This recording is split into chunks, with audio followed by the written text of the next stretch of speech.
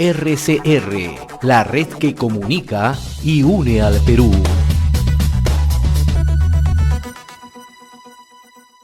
Tenemos a Eduardo Herrera, él es director ejecutivo del Consejo Privado Anticorrupción. Eduardo, muy buenas tardes, ¿cómo estás? Un gusto saludarte. Tal, igualmente, Gustavo, aquí estoy a tu disposición. Muchas gracias. La primera pregunta que te hago, Eduardo, una reflexión si quieres hacer, por favor, es como que la corrupción prácticamente está siendo algo normal en la gestión pública, cuando debería ser lo anormal, ¿no? Pero parece que ya todas las semanas tenemos denuncias de corrupción por el Ejecutivo, temas del Congreso, no, y si entramos a gobiernos locales y regionales, Dios mío, ¿qué encontraremos? ¿Cómo salimos de esta situación, Eduardo? Bueno, lo primero es que sí, efectivamente, la corrupción desde hace muchos años en el Perú ha sido normalizada porque llega a niveles de toda la sociedad. Uh-huh. La corrupción, siempre he dicho, en el Perú es inclusiva, es democrática, es popular, y ya cuando el ciudadano ve que sus autoridades próximas o lejanas, el policía, el gobernador regional, el presidente, están en actos de corrupción, entonces Uh-huh. opta por pensar de que ese es el camino correcto. Uh-huh. Uh-huh. Y desde ese entonces, hoy, la corrupción es mucho más arrabalera, más frontal, más conchuda, si cabe el término, nos pega en las narices ya llegando al cinismo de decir, bueno, es lo que hay, y si no te gusta, mala suerte. Uh-huh. Ahora, para empezar a establecer algo de solución respecto a eso, hay que ponernos a pensar de cómo se hace una estrategia anticorrupción. Y para eso creo que lo primero que hay que tener en cuenta es que el poder político no tiene nada que hacer en la lucha contra la corrupción. Uh-huh. El poder político lo único que tiene que hacer es dedicarse a hacer lo que tiene que hacer para lo que fue elegido, uh-huh, y dejar que otros poderes se encarguen de la lucha contra la corrupción de manera transparente y objetiva. Interesante lo que acabas de decir. Los políticos que se dediquen o a gobernar o a legislar, creo yo, que esa es la función. ¿Okay? En el gobierno nacional o subnacional, como lo quieras llamarlo, el ejecutivo, el gobierno es ejecutas, gobiernas, aplicas políticas públicas, y el legislativo fiscaliza y hace leyes de calidad que permitan todo ello. Entonces, la lucha con la corrupción o contra la corrupción, que se habla mucho, ¿no? Y a veces es una bandera de campaña de los políticos, ¿no? Yo voy a luchar contra la corrupción, yo voy a luchar. Todos dicen, parece que es, creo que todos los comunicadores y marketing políticos los que le hacen es su cliché, ¿no? Anticorrupción, anticorrupción, ¿no? Antisoborno, ya algunos han implementado diciendo que van a implementar normas internacionales como una marca ISO. ¿Eso le corresponde? Explícanos un poquito más cómo sería esa figura. El poder político tiene que ser transparente. Es lo único compromiso para el cual tiene que hacer. Uh-huh. Entonces, concretamente, hablando del presidente, que es la figura más visible, el presidente tiene que ser transparente en todos sus actos. Uh-huh. Cómo designa a sus funcionarios, por qué designa a sus funcionarios, qué hace, qué no hace. Eso tiene que estar transparentado. Eso es lo que genera confianza en la población. Y no ser un luchador contra la corrupción porque no le corresponde. Uh-huh. Lo que tiene que permitir es abiertamente que otros lo fiscalicen. Y cuando digo abiertamente, es que no obstaculice la acción de la justicia, por ejemplo, cambiando los registros de visitas del Palacio de Gobierno. Uh-huh. Y así hay montones de ejemplos también en el Congreso, cómo se contrata a los asesores, por qué se les contrata, dar explicaciones partiendo del punto de vista de que los funcionarios públicos son empleados del Estado y por lo tanto tienen que estar mirando al ciudadano como su empleador. Y eso es lo que está faltando hace mucho tiempo en la gestión pública. Nos estamos olvidando de eso. Es interesante lo que mencionas, Eduardo, porque claro, a veces la gente se pega a las campañas con una esperanza laboral, ¿no? Eso es lo que yo veo, ¿no? O sea, el que te abre las marchas o el que te abre las bajadas, ¿no? Los congresistas me deben entender muy bien, los que hacen las bajadas en los mercados ya están pensando que si es que gana, voy a tener el puesto en el Congreso. Algunos partidos políticos te piden cuotas, particularmente que del partido puedan trabajar y no necesariamente cumplen el perfil, en otros casos seguramente que sí, pero bueno, eso es lo que pasa. Y en el Ejecutivo lo mismo, ¿no? Llamo a mis amigos para que sean ministros de turno o viceministros o asesores, en fin. Claro, nadie está diciendo que no trabajes con la gente que conoces, creo yo. O sea, no va por ahí, va por el hecho de que sean competentes y que cumplan un perfil adecuado para las necesidades que necesita el país. Al final lo que tú has dicho es, son trabajadores del Estado y por tanto se deben lo mejor para todos los ciudadanos que pagamos impuestos. Correcto, correcto. Porque se parte de un principio, una confusión, ¿no? Se piensa que el trabajador de confianza es trabajador de mi confianza. Y eso no funciona así. Es confianza en el sentido de que tú depositas una responsabilidad en él que no la endosas y no lo liberas. Lo tienes que vigilar y es una persona que tiene que reunir requisitos. No es mi compadre, mi amigo, mi yunta, la persona que me hizo la bajada o la campaña la ayuda en la campaña. Porque si no, bajo esa hipótesis, entonces llegamos a pensamientos trasnochados como el del señor Cerrón, que piensa que porque ganó su partido de casualidad en la elección, tiene derecho a copar. Y eso no es real. Eso es absurdo, eso es delincuencial, hay que decirlo con todas sus palabras y hay que cambiar esa forma de pensar en el Estado. Y lo segundo es que también los ciudadanos vivimos muy lejanos del Estado, porque los que pagamos impuestos decimos, bueno, ya pagué mis impuestos, no es mi roche, no es mi problema. Y los que están al otro lado dicen, oye, pero el Estado a mí ¿qué me va a dar? No me da ya nada, entonces tampoco es mi problema. Claro. Y hay un desentendimiento, ¿no?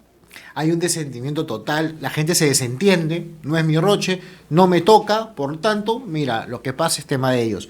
Con respecto a esto de la transparencia, déjame entrar en el caso del presidente Castillo de esta tesis, ¿no? El programa Panorama que sacó el día domingo, el tema de la tesis, pasó después, ha habido una comunicación de la presidencia después de 3 días, prácticamente, y el presidente ha dicho que eso no es oficial, que esa tesis no es oficial. La César Vallejo hace unas hora y tanto ha dicho que sí es oficial. Y ahora la presidenta, entiendo, del directorio de la Universidad César Vallejo, la ex señora defensora del pueblo, Beatriz Merino, ha hecho un tuit diciendo que he solicitado a las autoridades académicas de la UCB que difundan en el portal institucional la tesis de los exalumnos, ¿no? Tanto Pedro Castillo como su esposa, por tratarse de información de naturaleza pública dispuesta por el Tribunal de Transparencia. ¿Tú crees que le soltaron la mano al presidente ya? ¿Qué parece, no? Porque la verdad es que ya el presidente dijo una cosa, ahora la universidad dice una cosa, y hay que decirlo, la universidad tiene una bancada en el Congreso, no es pequeña, entonces... Y ahora ya la presidenta ejecutiva, que entiendo yo, de la Universidad César Vallejo, dice, esto se va a transparentar y va a sacar. Pero ya la César Vallejo ha dicho que esa tesis que presentaba en Panorama es la veredigna. ¿Y ahora qué hacemos con el presidente? Porque el presidente de Hungría renunció, ¿no? Por eso. ¿Pasará lo mismo? ¿Cómo ves tú? No creo porque yo creo que el presidente vive en un estado permanente de amoralidad. Simplemente no tiene razón o sentido de la moralidad, que es tal vez el peor error que tenemos. No tiene idea de lo que está diciendo, no sabe los límites de lo correcto y lo incorrecto, y simplemente los transgrede, va, viene, vuelta, y eso. El asunto es que yo tampoco tengo mucha esperanza en el Congreso, porque tengo la clara impresión de que deben haber ahí muchos magísters o doctores que deben tener muchas tesis de ese tipo. Y eso refleja las estadísticas de la Universidad César Vallejo, que vota profesionales, seguramente algunos meritorios, una muy poca parte, pero lo demás es grueso, que vota al mercado en comparación con otras universidades como la Católica o San Marcos. Entonces tú dices, oye, esta universidad, ¿de dónde pasa este tipo de filtros? Si todos conocemos que en el mercado no necesariamente tienen los mejores profesionales, tienen necesidad política y no hay mucho que esperar. Ahora, la actitud del presidente de renunciar, yo creo que le estamos pidiendo demasiado. Ya hace rato habría debido tomar ese paso al costado o renunciar, y no veo que eso lo vaya a hacer. No tiene la conciencia moral bien puesta, ¿no? Ahora, Eduardo, voy a ser un poco suspicaz, ¿no? Pero han tocado a la esposa. Ya se metieron con la familia. La esposa también está involucrada. Cuando toquen a la esposa o le abran una investigación, la pregunta es cómo va a reaccionar como esposo Pedro Castillo. Pedro Castillo es presidente, pero es un ser humano. Entiendo que está casado, ¿no? Debe amar a su esposa. Al final, la familia es lo único que te queda, ¿no? Porque en la política después lo dejan solo, ¿no? La gran pregunta, ¿tocarán a su esposa y cuál será su reacción? ¿Se irá? ¿No se irá? Porque yo veo que el cargamontón viene por ese lado, y cada vez suena con más fuerza. El Guayco se está acercando a Palacio, lamentablemente o afortunadamente, dependiendo cómo lo veamos. Pero, ¿cuál será la salida? ¿Qué eres tú? Porque mira, antes era al presidente, ahora es el presidente y su señora. Y la señora no tiene inmunidad. No tiene inmunidad. Y en realidad, yo creo que cuando uno, para ser totalmente criollo, quiere evitarse un problema, que el problema no se te genere en la casa. Eso hacíamos los abogados antes cuando queríamos molestar a un empresario, íbamos a notificarle a su casa, que es el peor problema que puede generarse una persona, no el problema en la casa, porque ese no cesa. Ahora, la señora, la esposa del presidente, ya hace rato que ha estado tocada con algunos cuestionamientos, ¿ah? Porque sus sobrinos son los que están metidos también en problemas de irregularidad con su esposo. O sea, a mí me cuesta creer, y creo que no es sensato decir que el presidente no sabe qué hacen sus sobrinos, y la señora no sabe qué hacen sus sobrinos carnales, porque son sobrinos políticos del presidente. Entonces, yo creo que hay como te digo, una situación de amoralidad sospechosa de que el presidente se hace loco y sus ministros también, ese pobre papel que hizo el ministro Sánchez en Panorama, de decir que no necesariamente lo que se dijo en el reportaje es cierto y hay que investigar. Esa palabra hay que investigar, hay que desterrarla totalmente del léxico nacional. Las investigaciones tienen que ser rápidas, porque eso de que hay que investigar es 2 años y ahí veremos. Entonces, las investigaciones tienen que ser rápidas, celeras y contundentes. Y un ministro no puede defenderse con un alegato de imputado en una defensa judicial. Que hay presunción de inocencia, que no es cierto, que no hay sentencia firme, que vamos a ver. Esos son absurdos porque no estamos hablando de un tema legal, estamos hablando de un tema moral, ético, que creo que es lo más importante que el Perú necesita. Totalmente. Y Eduardo, vamos haciendo un análisis también que tú siempre ves todos estos temas de corrupción, analizas y tienes una lectura también política del tema, ¿no? O sea, ok, han tocado a la señora. Me acuerdo cuando Pedro Castillo, el presidente Castillo, asumió el cargo y tuvo un gabinete que chocó, como fue el gabinete de Guido. Ya después hubo un momento, un divorcio al parecer con Perú Libre y el señor Cerrón, que está clarísimo eso, y entra Mirta Vázquez y la izquierda moderada, más conocida como Caviar, como les decimos en el Gregorio, fueron los que, bueno, estaban muy contentos porque Mirta era una digna representante y una señora seguro que tiene todas las credenciales probablemente, pero bueno, había un establishment contentos, todos estaban tranquilos. Se fue Mirta y ahora sí, otra vez empezó el tema de la corrupción y todo. Pero creo que cada vez se va quedando más solo el presidente. Ante eso, la pregunta es, ¿por qué regresó con Perú Libre, no? ¿Por qué crees tú que regresó con Perú Libre? Yo sé que es su partido con el cual ha postulado. ¿Qué le sabrá el señor Cerrón?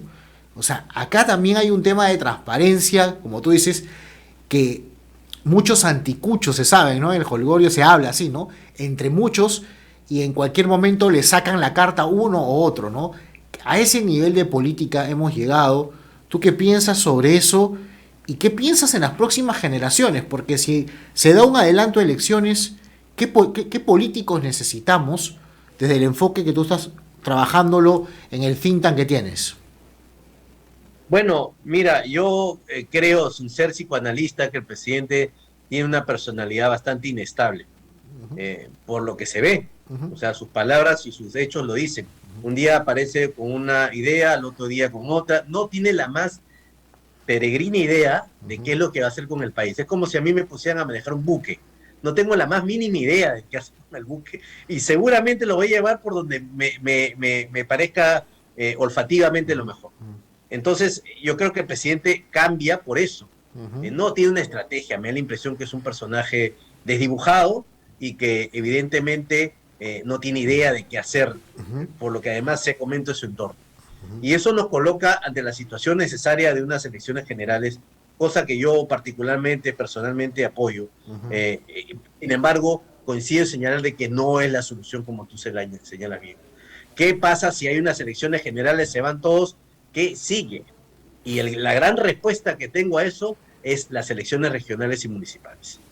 Ahí vamos a ver si los partidos políticos han aprendido la lección o siguen con la misma política de siempre, de presentar a personas impresentables, no calificadas, y también nosotros electores vamos a tener un examen, una prueba de fuego a decir a quién elegimos. Ya en Lima siempre se habla del mal menor, en fin, no hay convicción en el voto.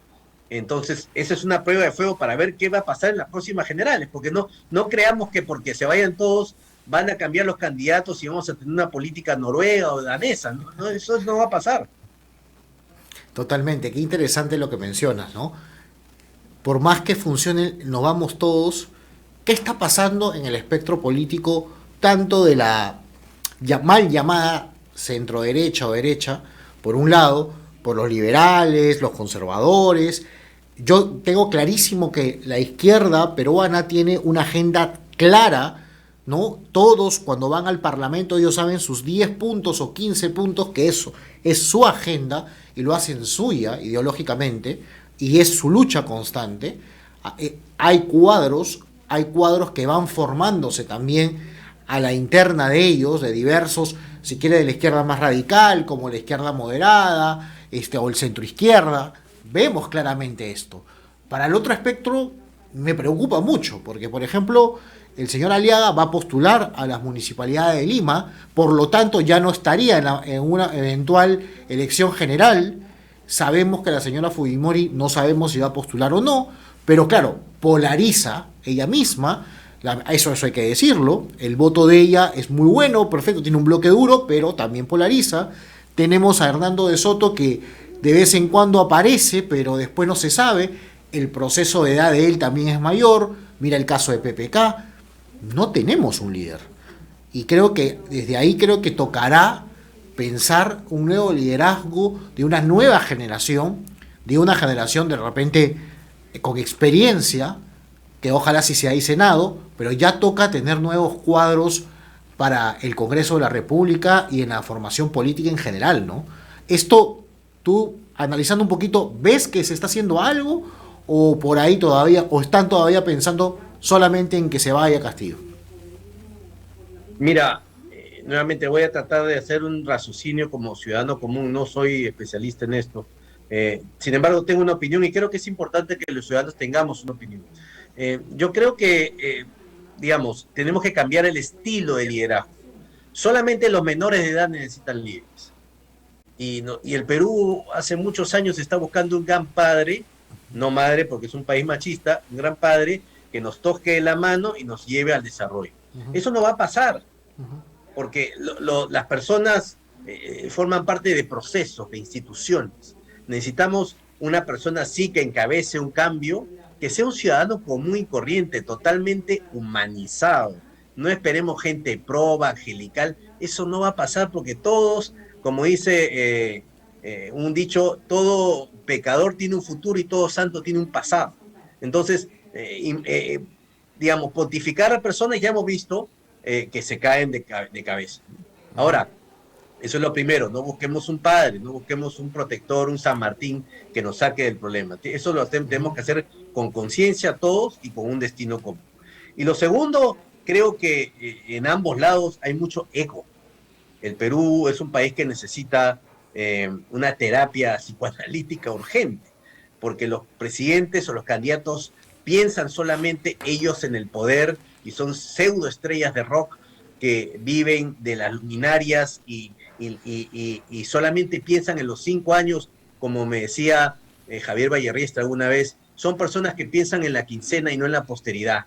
Entonces, cuando tú estás pensando en la quincena, estás apurado pues en la quincena, como muchos peruanos hemos vivido alguna vez, ¿no? Aguja. Entonces, no piensas en el siguiente año, piensas en hoy.